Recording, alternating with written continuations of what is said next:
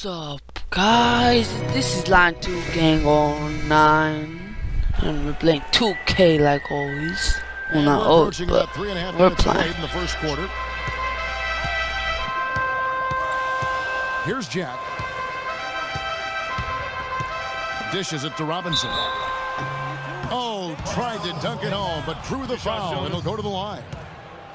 And Thomas Robinson has been on a lot of teams here in his short time in the league. Not easy to find a spot when you're always getting moved. He's off on the second. The Milwaukee Bucks ended last season 41 up and 41 down, a perfect 500 mark, and they were the epitome, Clark, of average at the end of the season, and as you can see, even during it. Well, they're a young team, but at one point 17-17, also had an 11-11 record against the East and 6-6 against the West. There's a screen by Robinson. And Bogdanovich kicks to Jack. Shot clock at 5. Shot is good off the back rim and in. And the Bucks were average last season. I mean, they were 17-17, also 7-7 at home, 10-10 on the road, 5-5 in the games leading up to that. So in every measurable way, they were 500. And the Bucks miss again. Brooklyn leading by 5. Pass to Bogdanovich.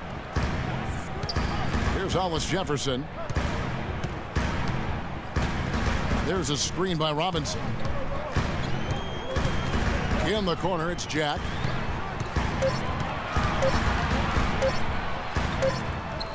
He drains it as the shot clock ticks down. Jack's got his second basket. You know, just thinking back to that Milwaukee factoid again, I mean, the odds that we'll ever see something like that happen again are minuscule. I mean, that team was just destined to end up 41-41. Plumlee with a screen on Jack. And it's going to be a 3-second call. And the Bucks making a change here. Mayo's checked in.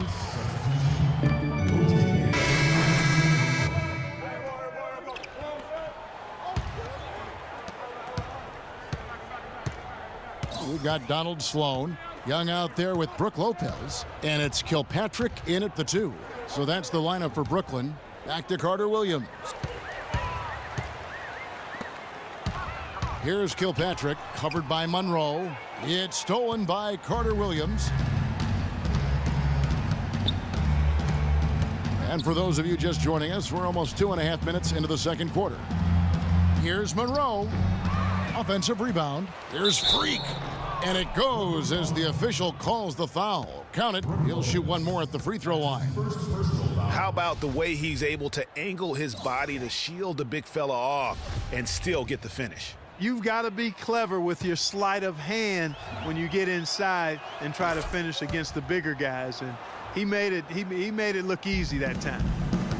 Nets were the hottest team and story a few years back, certainly, but last season they were put up for sale, surprisingly to some, Clark, midway through the year. Yeah, that was odd timing given the new arena and rebranding. I mean, you would think after all that effort to rebuild the team, you would see it through.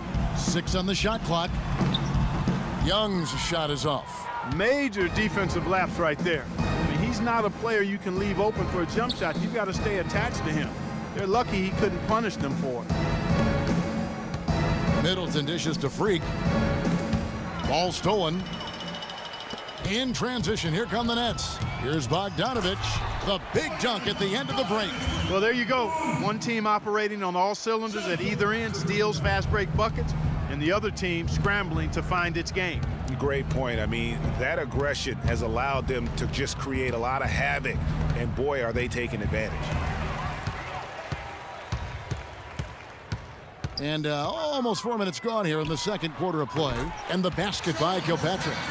And what's your take, guys, in the hustle stats for the Nets? They've come out in attack mode on the defensive end. They've applied pressure and forcing turnovers. You know, another thing they've done well, guys, this first half is challenge shooters and change shots. A bunch of block shots early.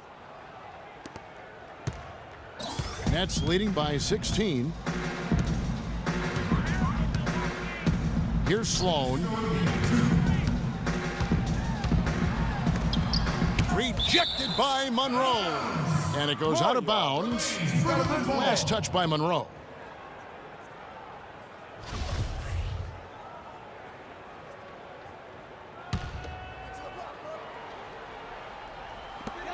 There's 1:54 left now here in the second. Shot clock at 5. Now the pass to Bogdanovich. Kilpatrick. Rebound by Parker. Bucks trail by 16. And Jabari Parker, as a rookie, drafted number 2 overall behind Andrew Wiggins. Clark, there was much debate about which of these players, which of these prospects would be better NBA players. What do you think? Well, I think both showed they're very capable of being stars in the league. Parker got off to a great start, averaging 30 minutes a game until, unfortunately, he had the ACL injury. And Wiggins, conversely, went on to have a big-time season, winning Rookie of the Year. Now here's Carter Williams. He's covered closely. Really left alone that time. 8 points for Chris Middleton. And just a step ahead of the D in that possession there, making the pass. Guys, if you haven't liked and subscribed, make sure you guys do that and hit that bell. I appreciate everything that you guys do. I appreciate. He shot over 50% from the field. And not that we didn't win, but who gives a fuck? I couldn't be the best that I can, but you know, we're gonna get better together. I remember that. He was creating high-quality shots and racking up the assists. Overall, great game. And that'll do it for tonight. For Kenny Smith, Shaquille O'Neal, Kevin Harlan, and our illustrious 2K Sports crew, this is Ernie Johnson. Have a good night, everybody.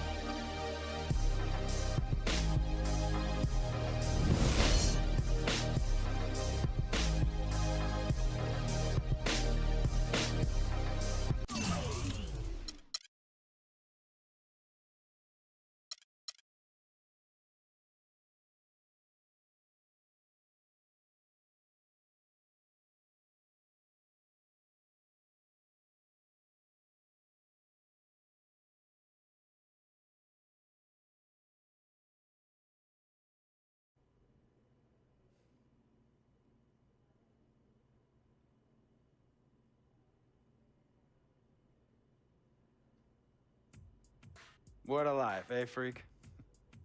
1 minute you're playing 21 and horse on the courts in Harlem, and the next moment you're in the showroom, configuring the gunmetal and graphite exterior of your luxury car and your iPad mini. Oh, I bet you get a crazy crowd when you drive that car around the block in the old neighborhood, huh? Yeah, I'm living the dream. Bad pandemonium. But folks from back around the way are real proud of me. Yeah, I hear you. Local kid makes good. You know, it kind of reminds me of when I took my tech stock public and I rang the New York Stock Exchange bell, and my mom's friends called her up and said, "Maggie, is that your son on Bloomberg News this morning ringing the bell?" And my mom says, "Yes, sirree, Bob, it was him." That was a great moment, freak. And you know, our lives are like a pearl necklace of great moments, all strung together with the finest silk thread of memories. And we have to be very careful how we cultivate those pearls and we thread that necklace. Does this meeting by any chance have to do with Vic Van Leer? I grew up in the burbs, freak. I wasn't poor, upper middle class, comfortable. My daddy worked as an accountant for one of the largest insurance firms in the country. Smart with his money. Mom didn't have to work. I went to boarding school. And my dad died of a heart attack when I was a freshman at MIT. I was a movie geek, wanted to be a civil engineer, but I made my fortune by becoming a hybrid of both those interests. My dad didn't want me to be an accountant. Oh, listen to this. My best friend was a guy named Isidore. Yeah, we called him Izzy. He was one of the smartest human beings I have ever met in my life. I mean, Izzy was taking second-year college calculus courses as a high school sophomore, right? Straight-A student, full ride to MIT. Izzy had the world at his fingertips. But he was always looking for trouble, and trouble found him. He ran with the wrong crowd. And when we got to MIT, He got this great job working for a financial consulting firm in Boston. But every weekend, he would fly to Vegas. You see, Izzy had a system for counting cards in Vegas that had the big casinos on the Strip. Oh, stymied. He would come back to MIT with suitcases filled with $200,000 in cold cash. What? Yeah. So your man Izzy was getting hit off like that? Like a fat rat in a cheddar cheese factory, freak. Okay, so what happened to this dude Izzy? Because he's dope. No, not dope. Dead. After he'd been missing for 3 weeks, the Nevada State Police never found hide nor hair of Isidore.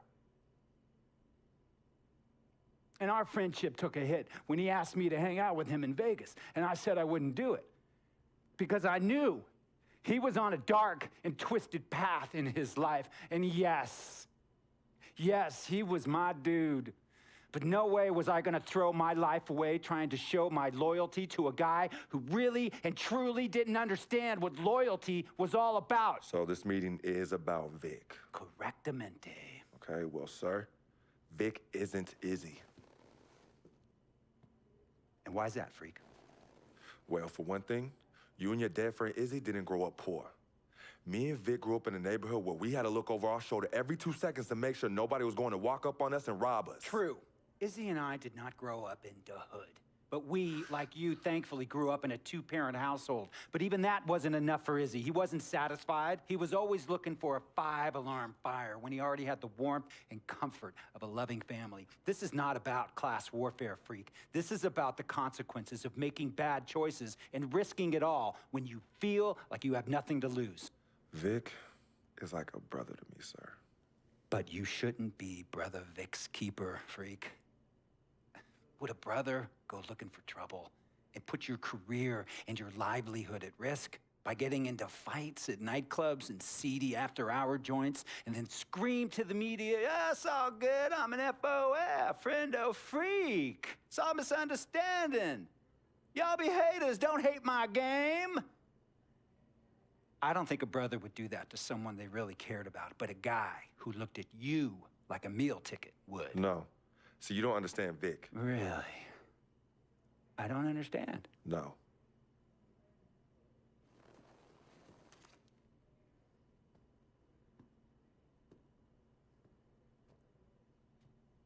Look, man, it was a misunderstanding with the guy in the next VIP booth. His honey started flirting with me, so naturally I started flirting back. Next thing I know, Captain Cornball's off my grill piece beefing. Next thing he know, he got a 2-piece and a biscuit on his left eye. Hey, I don't know who hit him. And it damn sure wasn't me. Hey, Captain Cornball's mad because I'm an FOF, friend of freak. Hey, but check this out, though. He needs to train that hottie before he leave the house, though.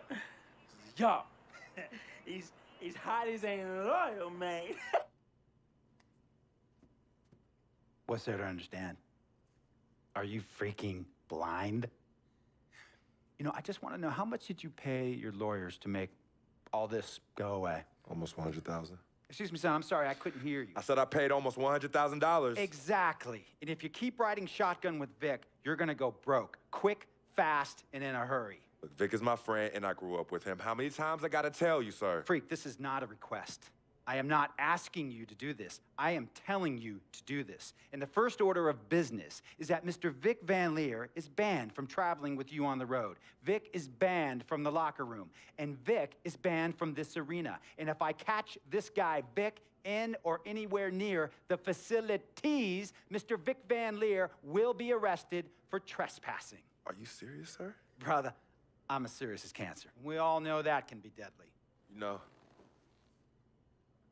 when me and Vic were kids, playing summer tournaments at the Dome, we always imagined making it to the pros, right? And after the crowds left, just a street light was on the court, like 11:30, 12 midnight, even 1 in the morning sometimes. We used to practice player introductions, running on the court, giving dab, high-fiving the teammates. Vic, he would act as an announcer. You know, he would introduce me and announce my name on a loudspeaker, and the Jumbotron would flash my image like a little guy dressed in long shorts and a jersey. And now, fresh off his 3-game, 62-point scoring streak, the youngest player to ever do so in NBA history, Frequency Vibrations.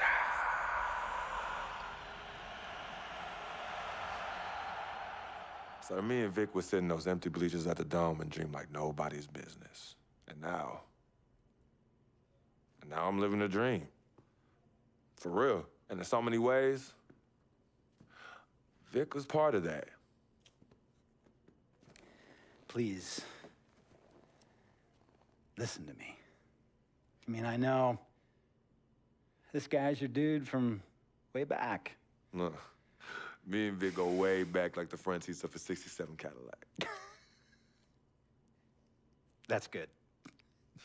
We go way back. Did you say front seats? Front seats of a 67 Cadillac. We